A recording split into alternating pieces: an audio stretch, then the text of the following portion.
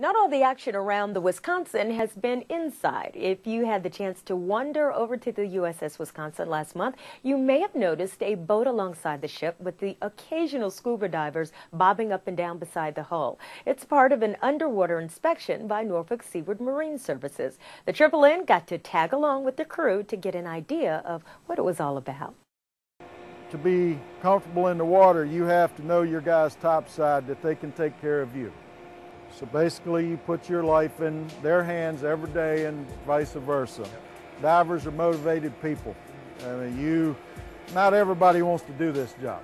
The task for divers is to clean the hull in preparation for a survey of the entire hull, which will include video as well as ultrasonic testing of the metal to plan for future dry docking, to find any areas that may be rusting down normally from the inside. Dry dock time is very expensive, so they can pre-plan and it minimizes cost inside the dry dock. They can actually basically go straight to work versus doing these tests after they get in the dry. Dry dock time can be just tens of thousands of dollars a day with the ship sitting there doing nothing, waiting on planning operations to take place.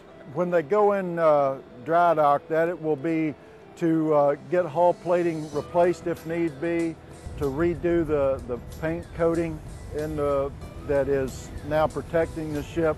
They only have so much of a lifespan, and we're evaluating the coating on the ship right now to determine how long they can put off dry docking to preserve the ship again.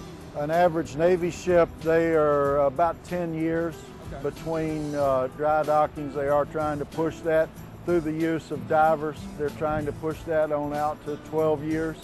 If the coating systems are properly applied and properly maintained, they can easily do that. Those two guys are getting ready to get in. Those are the hot water suits that the divers wear. Big machine that's floating in the water, that is our hull cleaning machine that is used for the bulk of the work. Tethered the whole time.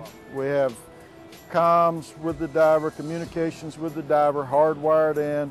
We have a hat light on our hats because you can't see down there without it. And the diver dives with a hat. We never dive scuba.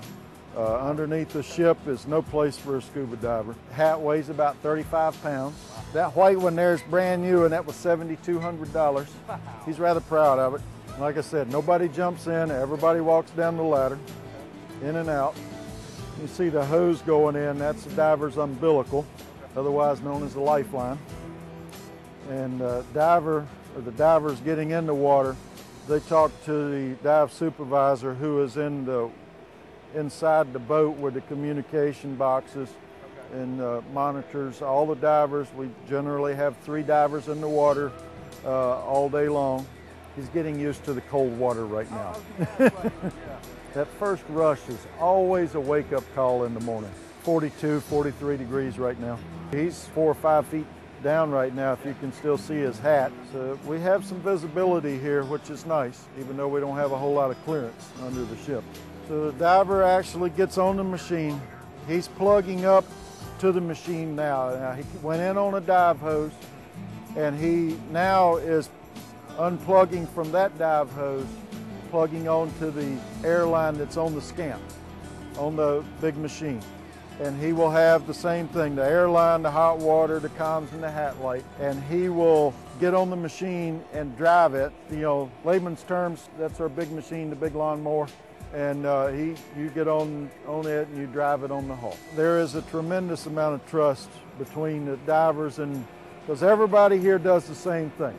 Okay, everybody's a diver, everybody's a tender. It's just one day you dive, one day you tend. Everybody shares the responsibility, and you have to know, to be comfortable in the water, you have to know your guys topside that they can take care of you. He'll be in the water 5.5 to 6 hours.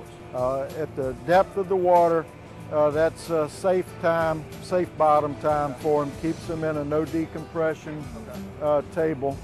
So he will be there all day. Sometimes, if you have time, you can come out for lunch if you're working extremely hard, of course. it's always good to come out and take a short break, you know, a half hour, get some water hydrated back in you, and then get back in. But our normal bottom times are 5.5 to 6 hours. We take a lot of pride in our work because nobody comes behind us to look. You know, it's not like you have topside inspectors coming behind painters or welders because they can get right there and inspect the work. Well, here we're responsible for our work, so the guys take pride in it, and they work very hard. We've been doing it a long time. We've learned a lot of tricks, and we take pride in what we do. That's all I can say.